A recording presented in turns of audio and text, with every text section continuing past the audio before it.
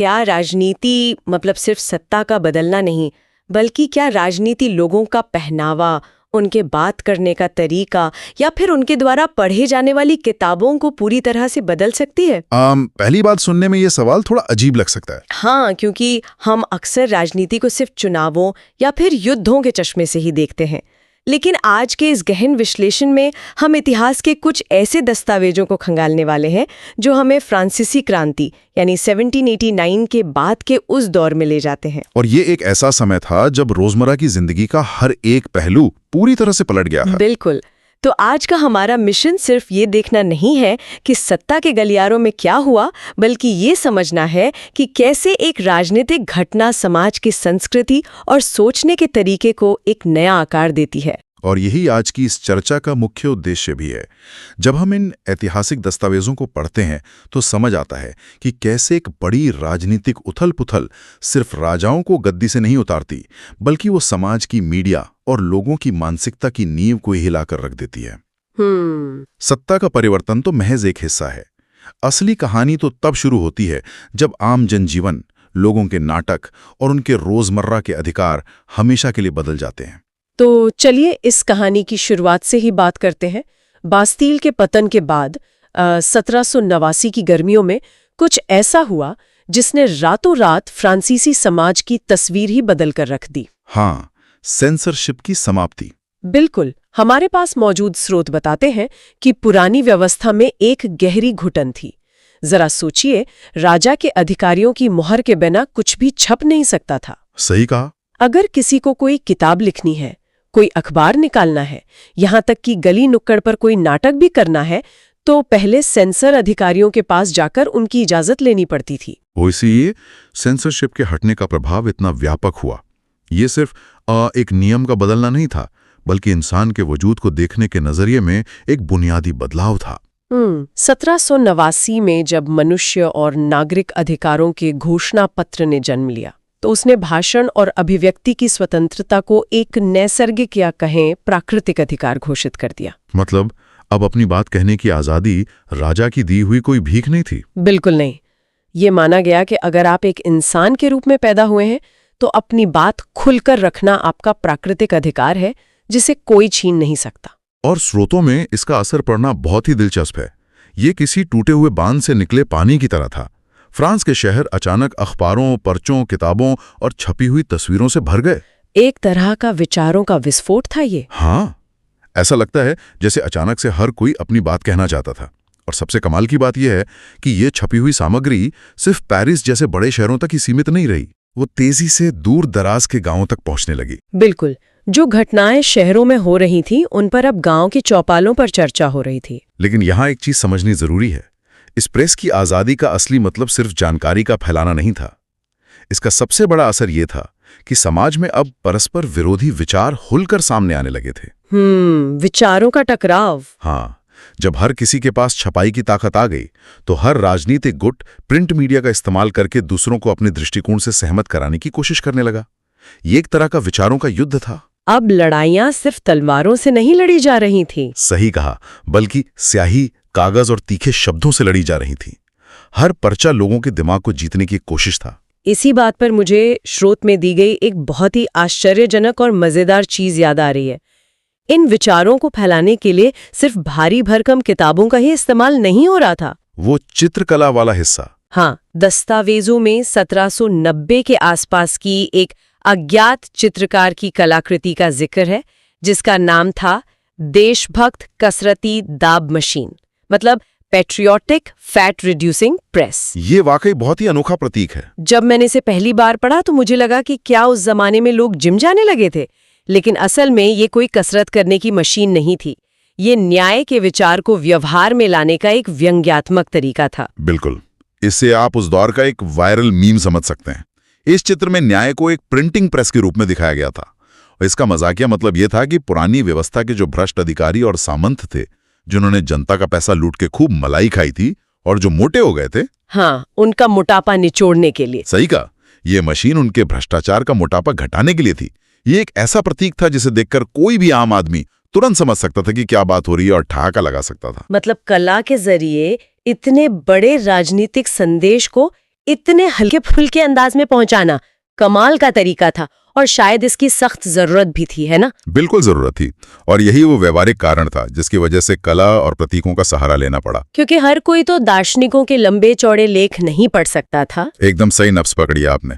उस दौर में साक्षरता दर बहुत कम थी। भारी दार्शनिक किताबें पढ़ना केवल मुट्ठी भर शिक्षित लोगों के लिए ही संभव था। लेकिन स्वतंत्रता और समानता जैसे जटिल विचारों को आम जनता के दिलों तक कैसे उतारा जाए, उन किसानों और मजदूरों तक कैसे पहुंचाया जाए जो पढ़ना लिखना नहीं जानते थे। यहीं पर नाटक, संगीत, उत्सवी जुलूसों और चित्रों ने एक लोकप्रिय मीडिया का काम किया। जैसे लुई लियोपोल्ड बॉयली द्वारा रचित वो मशहूर पेंटिंग मरा जनता को संबोधित करते हुए। जरा उस समय के माहौल की कल्पना करते हैं। बड़े बड़े चौराहों पर नाटक हो रहे हैं, लोग क्रांतिकारी गीत गा रहे हैं। राजनीति अब आम जनजीवन का हिस्सा बन गई थी। हाँ, आम आदमी को दर्शन शास्त्र की किताबें पढ़ने की जरूरत ही नहीं थी। एक अनपढ़ व्यक्ति भी किसी पेंटिंग को देखकर या जुलूस का हिस्सा बनकर आजादी का मतलब समझ रहा था। राजनीतिक विचार महलों के बंद कमरों से निकलकर सड़कों पर आ गए थे। लेकिन जैसा कि इतिहास के पन्नों में हम अक्सर देखते हैं, कोई भी बड़ा बदलाव एक सीधी रेखा में नहीं चलता। विरोधाभास आने ही थे। बिल्कुल। स्वतंत्रता की इस लहर के बीच ही एक बहुत बड़ा विरोधाभास जन्म लेने वाला था। और यहीं से कहानी 1804 की ओर मुड़ती है, जो सच में मुझे सबसे ज्यादा हैरान करता है। अभी हम बात कर रहे थे कि कैसे लोग राजाओं की सत्ता को उखाड़ फेंक रहे थे और प्राकृतिक अधिकारों का जश्न मना रहे थे। और फिर नेपोलियन बोनापार्ट का उदय होता है। हाँ, वो खुद को फ्रांस का सम्राट घोषित कर देता है। वो आसपास के देशों पर हमला करता है, वहां के पुराने राजवंशों को हटाता है और फिर अपनी ही बात से पलटते हुए नए साम्राज्य बनाकर उनकी बागडोर अपने ही खानदान के लोगों को सौंप देता है। ये तो उन क्रांतिकारी आदर्शों के बिल्कुल उलट था। बिल्कुल, ये तो उन आदर्शों का सीधा सीधा कत्ल लगता है। अगर हम इसे बड़े परिप्रेक्ष्य में देखें तो नेपोलियन का ये शासन इतिहास के सबसे जटिल विरोधाभासों में से एक है। एक तरफ वो पुरानी सामंती व्यवस्था की तरह सत्ता समेट रहा था और अपने रिश्तेदारों को राजा बना रहा था, और दूसरी तरफ वो खुद को यूरोप के आधुनिकीकरण के अग्रदूत के रूप में देखता था। हमारे स्रोतों में उसके द्वारा बनाए गए कुछ बेहद विशिष्ट और आधुनिक कानूनों का उल्लेख है। जैसे निजी संपत्ति की सुरक्षा के कानून। सही कहा, उसने संपत्ति की सुरक्षा के लिए कड़े कानून बनाए जो आज की आधुनिक अर्थव्यवस्थाओं का एक बहुत बड़ा आधार है। और एक और बड़ा बदलाव जिसका जिक्र है वो है दशमलव पद्धति पर आधारित नाप तौल की समान प्रणाली। ये बहुत ही महत्वपूर्ण कदम था। आज हम इसके बारे में ज्यादा नहीं सोचते, लेकिन जरा सोचिए, उस समय फ्रांस के अलग अलग हिस्सों में चीजों को नापने के अलग अलग तरीके होते होंगे। एक व्यापारी के लिए ये कितनी बड़ी सिरदर्दी रही होगी। और नेपोलियन का ये समान नापतोल का नियम लाना व्यापार और आम लोगों की जिंदगी को आसान बनाने की दिशा में एक बहुत बड़ा व्यावहारिक कदम था। शायद इसीलिए शुरुआत में जनता का नजरिया उसके प्रति सकारात्मक था। बिल्कुल, बहुत सारे लोगों ने उसे एक मुक्तिदाता या लिबरेटर के रूप में देखा। उन्हें लगा कि ये व्यक्ति व्यापार को आसान बना रहा है और स्वतंत्रता लाएगा। लेकिन वो भ्रम बहुत जल्दी टूट गया। हाँ, जिन सेनाओं को लोग शुरुआत में आजादी का पैगाम लाने वाला मान रहे थे, जल्दी उन्हें हमलावर के रूप में देखा जाने लगा। और अंततः 1815 में वाटरलू के मैदान में नेपोलियन की हार हुई। दस्तावेजों में डेविड द्वारा बनाए गए उस प्रसिद्ध चित्र का भी संदर्भ है, आल्प्स पार करता नेपोलियन, जो उसे एक अजय और भव्य योद्धा के रूप में पेश करता है। हाँ, लेकिन असलियत में वो हार गया। हालांकि मुझे लगता है कि उसकी कहानी वहीं खत्म नहीं होती। बिल्कुल नहीं। उसकी हार के बावजूद स्वतंत्रता और आधुनिक कानूनों के उसके क्रांतिकारी उपाय उसकी मृत्यु के बहुत बाद तक यूरोप को प्रभावित करते रहे। उसने यूरोप के ढांचे को इस कदर झकझोर दिया था कि चीजें वापस पहले जैसी नहीं हो सकती थीं।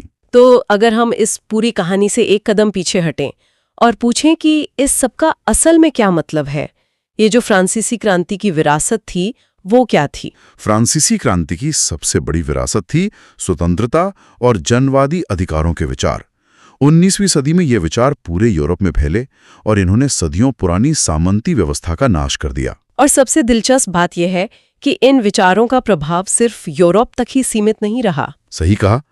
जब ये विचार महासागरों को पार करके दुनिया के अन्य हिस्सों में पहुंचे तो उन्होंने एक नई चिंगारी पैदा की, खासकर उन समाजों में जो औपनिवेशिक थे। बिल्कुल, औपनिवेशिक समाजों ने संप्रभु राष्ट्र राज्य बनाने के लिए दास्ता से मुक्ति के इन विचारों को एक नई परिभाषा दी। और यहीं पर हमारे स्रोत से एक बहुत ही शानदार भारतीय कनेक्शन सामने आता है, टीपू सुल्तान और राजा राममोहन रॉय का जिक्र, जो इन फ्रांसीसी क्रांतिकारी विचारों से गहराई से प्रेरित थे। भारत में बैठकर वो इन विचारों की गूंज को महसूस कर रहे थे।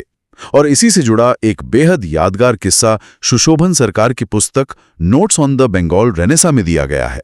राजा राममोहन रॉय से जुड़ा वाकया? हाँ, 1830 में जब फ्रांस में जुलाई क्रांति हुई तो राममोहन रॉय को जब इसके बारे में पता चला, वे इतने ज्यादा उत्साहित हो गए कि वे किसी और चीज के बारे में बात ही नहीं कर पाते थे। मतलब उनके दिमाग पर सिर्फ जनवादी बदलाव छाए हुए थे। बिल्कुल। लेकिन इस किस्से का सबसे मार्मिक हिस्सा तब का है जब वे इंग्लैंड की यात्रा पर जा रहे थे, केप टाउन के बंदरगाह पर। हाँ, एक दुर्घटना के कारण उनके पैर में चोट लगी थी। वे लंगड़ा कर चलते थे, शारीरिक दर्द बहुत ज्यादा था।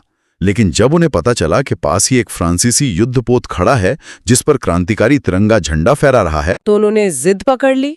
उन्होंने जिद करके उस युद्धपोत को देखने की मांग की। ये सच में रोंगटे खड़े कर देने वाला वाकया है। जरा सोचिए, शारीरिक दर्द की परवाह किए बिना वो सिर्फ एक झंडे को देखने के लिए इतनी जिद कर रहे थे। ये दिखाता है कि इन विचारों का भावनात्मक प्रभाव कितना शक्तिशाली था।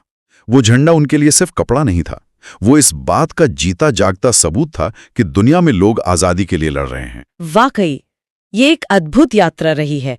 हमने राजा की सेंसरशिप टूटने और 1789 की गर्मियों में विचारों के उस विस्फोट से शुरुआत की थी। हमने देखा कि कैसे देशभक्त, कसरती दाब मशीन जैसे अनोखे प्रतीकों का इस्तेमाल हुआ। हाँ, और नेपोलियन के दशमलव प्रणाली वाले आधुनिक कानूनों से लेकर केपटाउन में राजा राममोहन रॉय की उस प्रेरक जिद तक के सफर को समझा। ये दिखाता है कि कैसे एक देश में उठे विचार सीमाओं और महासागरों को पार करके पूरी दुनिया को बदल सकते हैं। ज्ञान और उसका प्रभाव कभी किसी एक जगह कैद नहीं रहता। बिल्कुल सही कहा। लेकिन अंत में ये ऐतिहासिक स्रोत हमें सिर्फ एक सुनहरी तस्वीर ही नहीं दिखाते, बल्कि सोचने के लिए एक बहुत ही गहरा और चुनौतीपूर्ण सवाल भी छोड़ जाते हैं। कैसा सवाल? अगर 1789 में अधिकारों को सार्वभौमिक यानी यूनिवर्सल घोषित कर दिया गया था, तो उसमें क्या अंतर विरोध थे? जब हम कहते हैं कि सबके लिए समान अधिकार, तो उस समय सब की परिभाषा में कौन शामिल था और कौन नहीं? ये वाकई सोचने वाली बात है। और उपनिवेशों में रहने वाले लोगों को जो दास्ता झेल रहे थे, उन्हें उन्हीं सार्वभौमिक अधिकारों के लिए इतना लंबा संघर्ष क्यों करना पड़ा? ये एक ऐसा विचार है जो हमें याद दिलाता है कि ऐतिहासिक घटनाओं के पीछे हमेशा कुछ अंतर्विरोध छुपे होते हैं। इन पर खुद चिंतन करना बहुत जरूरी है ताकि हम अधिकारों के सही मायने समझ सकें। आइए इस गहरे सवाल पर विचार करते हुए आज के इस शानदार और ऊर्जावान गहन विश्लेषण को यहीं विराम देते हैं। हमारे साथ जुड़ने के लिए बहुत बहुत धन्यवाद। आइए इतिहास से ऐसे ही सीखते रहें।